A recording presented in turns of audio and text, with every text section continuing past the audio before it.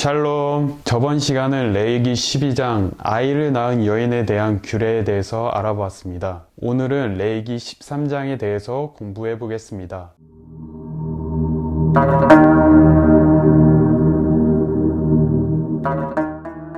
레위기 13장은 악성 번식의 증상과 진단법을 설명하고 있습니다. 악성으로 판별나면 히브리어 짜라아트로 불렸습니다. 성경에서 번역은 나병, 문둥병으로 해석되어 있습니다. 하지만 나병, 문둥병으로 부르는 것은 조금 오류가 있습니다. 이유는 짜라아트라는 단어는 벽이나 사물의 표면에 번지는 곰팡이를 가리킬 때도 쓰였기 때문입니다. 그리고 사람의 피부에 나타나는 짜라아트는 증상이 다양했습니다. 이것은 나병을 포함할 수 있지만 대부분 나병과 거리가 멀었습니다. 6가지의 증상으로 나타나는 피부 질환을 나타냅니다. 이 피부 질환들은 대체로 전염성을 지닌 것으로 추정합니다. 그래서 사람의 경우는 악성 피부병, 사물의 표면일 경우는 곰팡이로 볼 수 있습니다. 앞서 말한 대로 사람은 증상을 6가지로 구분할 수 있었습니다. 첫째, 털이 하얗고 피부가 우묵해지는 증상입니다. 둘째,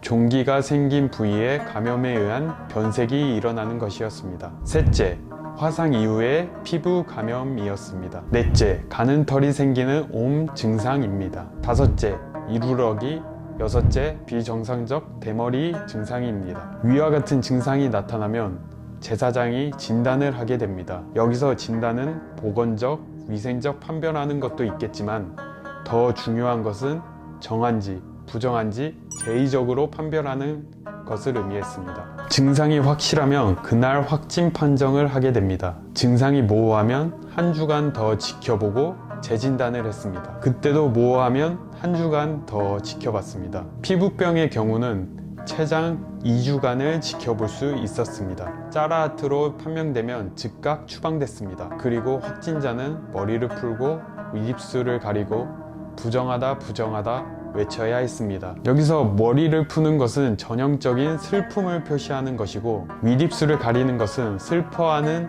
애도 표시 혹은 수치와 모욕을 당했을 때 취하는 동작입니다. 피부에 생긴 색점을 내가로 표현했습니다. 이 내가는 하나님이 인간에게 가한 징벌을 뜻합니다. 색점의 발현은 하나님의 징벌일 수 있었습니다. 다음은 물건의 경우입니다. 털옷, 배옷, 천으로 만든 제품, 가죽 제품에 색점이 발견되면 제사장이 진단하고 판별했습니다.